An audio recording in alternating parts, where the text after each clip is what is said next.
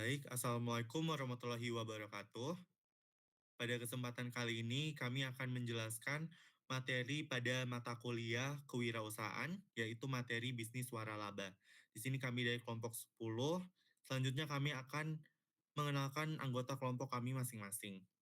Di sini ada saya sendiri, Benedik Gladys Trisnanta, lalu ada Satria Bima Cahya, ada Muhammad Irfan, ada Surya Atma Sanjaya, dan terakhir ada Resya Syifa. Selanjutnya adalah submateri dari materi yang akan kita jelaskan pada hari ini, yaitu yang pertama ada definisi waralaba, selanjutnya jenis-jenis waralaba, yang ketiga ada manfaat keuntungan dari bisnis waralaba, yang keempat kelemahan dari bisnis waralaba, dan yang terakhir ada contoh waralaba. Selanjutnya kita akan langsung lanjut ke materi yang pertama. Baik, di sini saya akan menjelaskan definisi dari waralaba ini sendiri. Produk atau franchisor memberikan hak kepada pihak lain, disebut dengan franchise, untuk menjalankan bisnis menggunakan merek, logo, sistem operasional, produk, dan standar yang sudah ditetapkan franchisor dan royalty fee. Jadi melalui ini kita bisa melihat bahwa waralaba merupakan bentuk kerjasama yang sudah organisasi.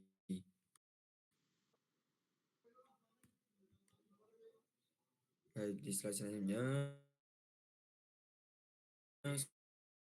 saya akan menjelaskan inti konsep waralaba. Nah, yang pertama ada hak pengguna ada jadi yang sudah jadi, ataunya ada hubungan kontrak antara franchisor dan franchise. Dan yang terakhir ada franchise membayar fee dan mengikuti standar bisnis yang sudah ditentukan. Contoh sederhananya yaitu membuka gerai Alfamart, McDonald, KFC, dan ST Indonesia melalui lisensi resmi adalah contoh bisnis, salah satu bisnis dari waralaba ini sendiri.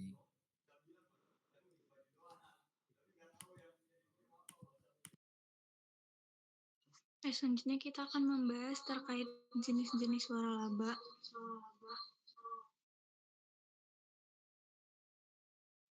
Next.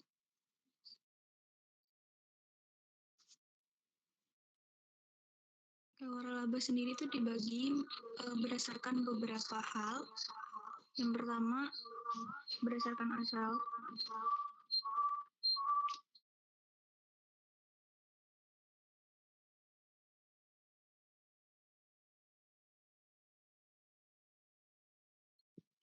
Berdasarkan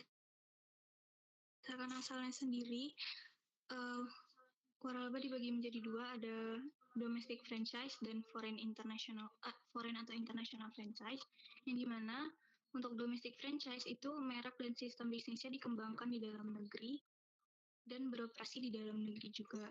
Contohnya itu seperti STR 77, Bakmi GM, dan Jeko Donuts, yang mana Jeko Donuts ini tuh mereknya dan merek serta bisnisnya dikembangkan di dalam negeri. Kemudian untuk foreign atau international franchise, itu merupakan merek internasional yang masuk ke Indonesia, biasanya melalui perjanjian master franchise dengan sebuah perusahaan perorangan di Indonesia. Contohnya seperti McD, KFC, Uniqlo, dan Starbucks. Next.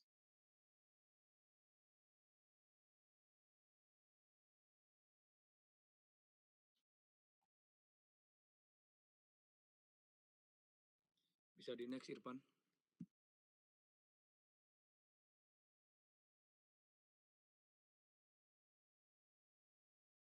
Yang kedua ada berdasarkan bidang usahanya. Yang pertama di sini ada food and beverage franchise, yang dimana franchise ini tuh berfokus pada penjualan makanan, minuman, atau juga keduanya.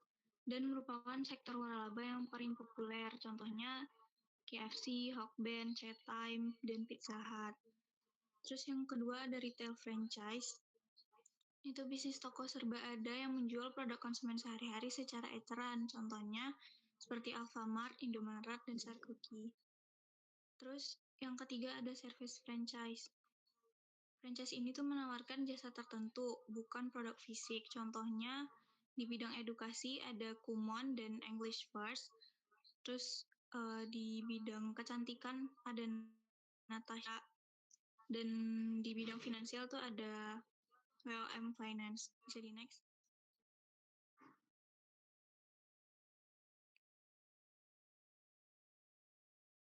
Kayak untuk yang terakhir itu ada berdasarkan kontrak atau struktur kepemilikannya.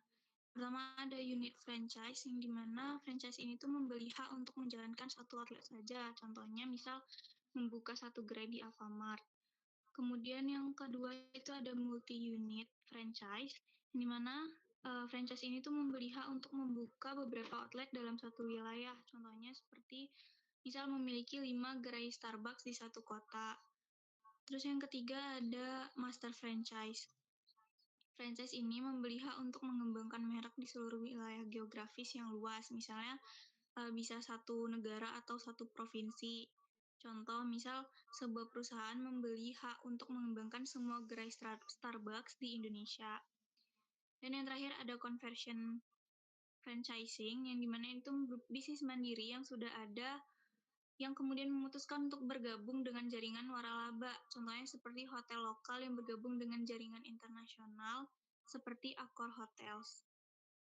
Next.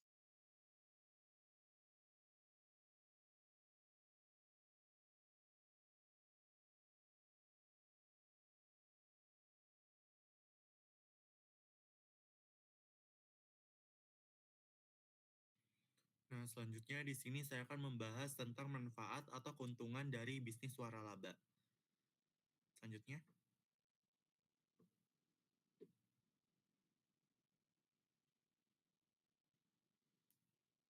Nah, manfaat atau keuntungan dari bisnis waralaba sendiri itu ada 6. Nah, yang pertama itu ada pengakuan merek atau brand recognition. Nah, keuntungan besar dari sistem waralaba ini sendiri adalah akses langsung terhadap brand yang telah memiliki reputasi baik dan dikenal luas oleh masyarakat. Nah, franchisee ini itu tidak perlu membangun nama atau kepercayaan pasar dari awal, sehingga proses akuisisi pelanggan itu menjadi jauh lebih cepat dan efisien. Nah, sebagai franchisee, Anda itu bisa langsung menerima nilai merek atau brand equity yang telah dibangun oleh franchisor selama bertahun-tahun. Sehingga biaya dan usaha pemasaran untuk membangun awareness itu jadi jauh lebih efisien. Kekuatan merek ini pun terbukti memberikan keunggulan yang kompetitif, signifikan, yang sulit ditandingi oleh bisnis baru dengan brand yang belum dikenal. Nah, selanjutnya ada manajemen bisnis yang terbukti atau proven business system dan resiko kegagalan yang rendah. Bisnis waralaba itu memiliki resiko kegagalan yang lebih rendah karena franchisee itu mengadopsi model bisnis yang telah teruji dan distandarisasi oleh franchisor. Nah, standar operasional, formula, dan sistem kerja yang sudah matang itu membuat franchisee tidak perlu melewati fase trial and error sehingga kesalahan manajerial itu dapat diminimalkan. Nah, penelitian Histrick et al. Tahun 2012 serta Zimmerer dan Scarborough 2008 itu menunjukkan bahwa tingkat keberhasilan waralaba itu jauh lebih tinggi dibandingkan bisnis yang independen. Data International Franchise Association atau EFA itu juga menegaskan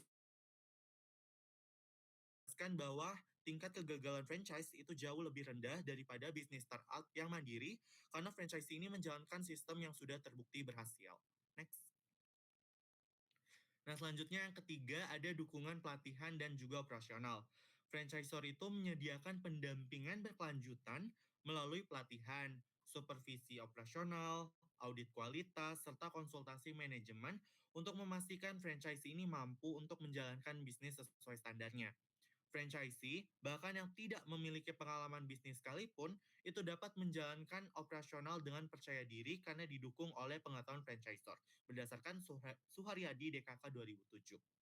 Nah, Zimmerer 2008 pun menyebut dukungan ini disebut sebagai entrepreneur scaffolding, yaitu struktur pendukung yang membantu entrepreneur berkembang tanpa harus belajar sendiri dan dari pengalaman pahitnya. Nah, Surya Hadi DKK menegaskan bahwa inti dari waralaba adalah transfer pengetahuan dan transfer sistem,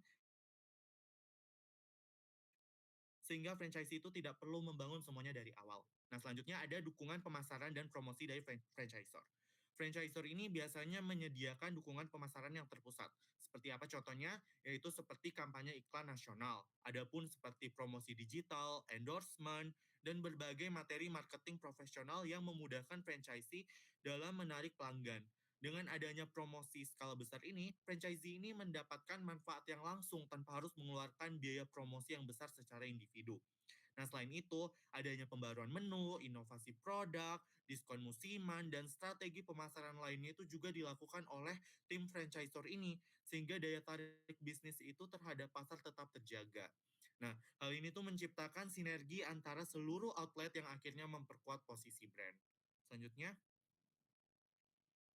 nah, di sini yang kelima ada kemudahan akses pembiayaan dan relasi bisnis. Nah, bisnis waralaba ini umumnya lebih mudah mendapatkan pembiayaan dari bank atau lembaga keuangan karena dianggap memiliki resiko yang lebih rendah dibandingkan bisnis baru. Jadi simpelnya bisnis waralaba ini memiliki kredibilitas yang lebih tinggi daripada bisnis-bisnis baru. Nah, franchisor ini sering menyediakan rencana bisnis, proyeksi laba dan juga data historis performa outlet lain yang dapat memperkuat pengajuan kreditnya. Selain itu, franchise ini mendapatkan akses ke jaringan pemasok yang sudah terbangun lama oleh franchisor.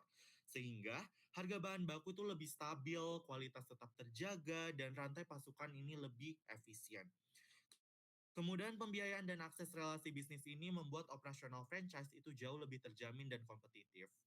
Dan yang terakhir ada kekuatan pembelian atau economies of scale. Nah, ini adalah penerapan dari prinsip ekonomi skala atau economies of scale. Nah, karena membeli bahan baku itu secara massal untuk seluruh jaringan, maka harga pokok penjualan atau HPP-nya itu bisa ditekan menjadi lebih murah.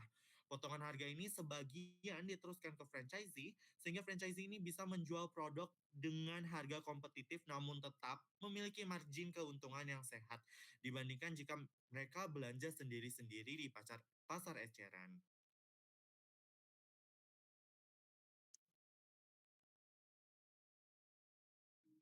Nah, setelah kita mengetahui dari pengertian-pengertian, lalu keuntungan dari waralaba itu sendiri, lalu di sini ada kelemahan dari sebuah bisnis waralaba itu sendiri. Oke, boleh di next. Nah, yang pertama itu ada kebebasan bisnis yang terbatas. Nah, apa sih yang dimaksud dengan keterbatasan dari sebuah bisnis waralaba itu? Pemilik franchise tidak dapat bebas mengubah menu, harga, metode operasional, atau strategi pemasaran karena mereka semua sudah ditetapkan oleh franchisor. Hal ini yang membuat kreativitas atau inovasi pemilik waralaba menjadi sangat-sangat terbatas. Next. Lalu yang kedua ada persaingan antar franchise sesama merek, di mana persaingan ketat dengan sama merek itu terjadi di beberapa franchisor yang membuka banyak cabang dalam area yang sama. Nah, hal ini membuat para franchise bersaing dengan cabang lain meskipun menjual produk yang sama. Lalu yang ketiga ada perjanjian kontrak ketat dan jangka panjang, yang dimana pemilik franchise sangat terikat pada kontrak yang biasanya berlangsung 5 hingga 10 tahun. Jika dalam periode tersebut bisnis tidak berjalan dengan baik, maka pemilik franchise tersebut tetap terikat aturan dan biayanya. Next.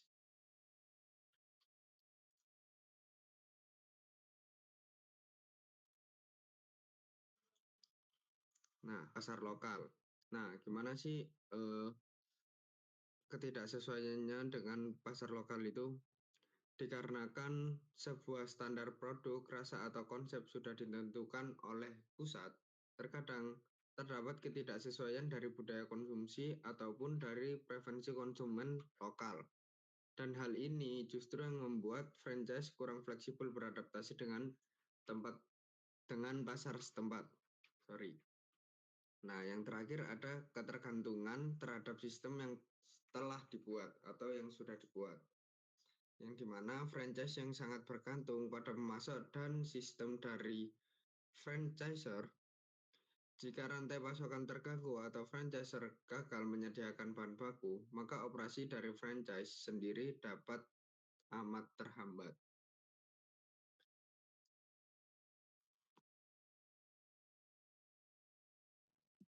Oke, selanjutnya adalah contoh dari waralaba yang dari tadi kita udah jelasin. Next. Contoh dari waralaba sendiri adalah kayak KFC, yaitu Kentucky Fried Chicken. Jadi apa sih? KFC itu adalah waralaba makanan yang cepat saji, yang fokus pada produk ayam goreng dengan resep rahasia 11 herbs and spices. Terus waralaba KFC itu memungkinkan investor itu untuk membuka restoran KFC dengan standar operasional, resep, bahan baku tertentu, dan pelatihan langsung dari perusahaan induk. Untuk sejarah KFC sendiri, KFC itu didirikan oleh Kolonel Harlan Sanders pada tahun 1930-an di Kentucky, Amerika Serikat.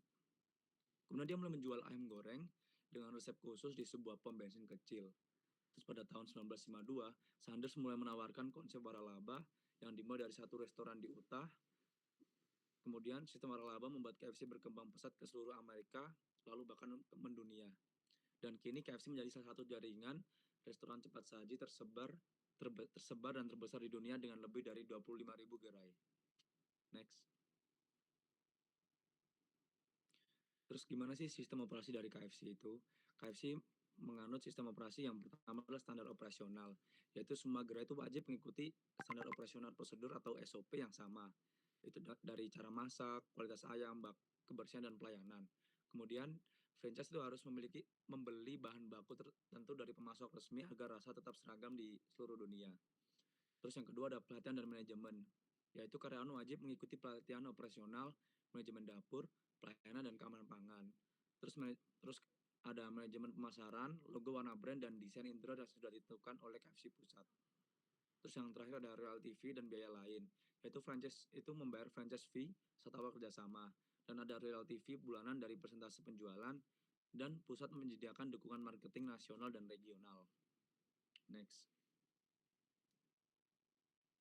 Terus kenapa sih bisnis KFC itu berkembang lebih besar dengan sistem waralaba? Yang pertama adalah karena ekspansi cepat tanpa modal besar dari perusahaan.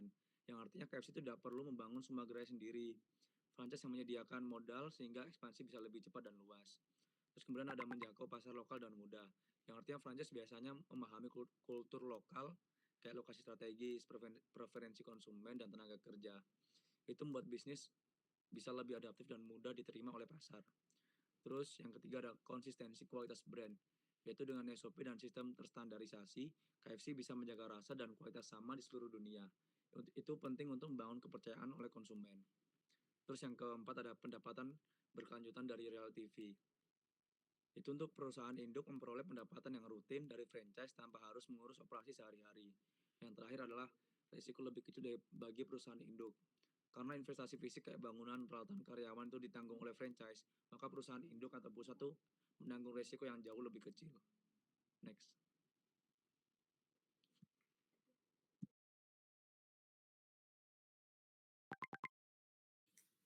Dan ini adalah sumber referensi yang kami gunakan untuk mengerjakan PPT kita pada kesempatan kali ini. Nah, itu saja penjelasan dari materi bisnis waralaba oleh kelompok kami, kelompok 10. Sekian presentasi kami. Selamat malam. Assalamualaikum warahmatullahi wabarakatuh.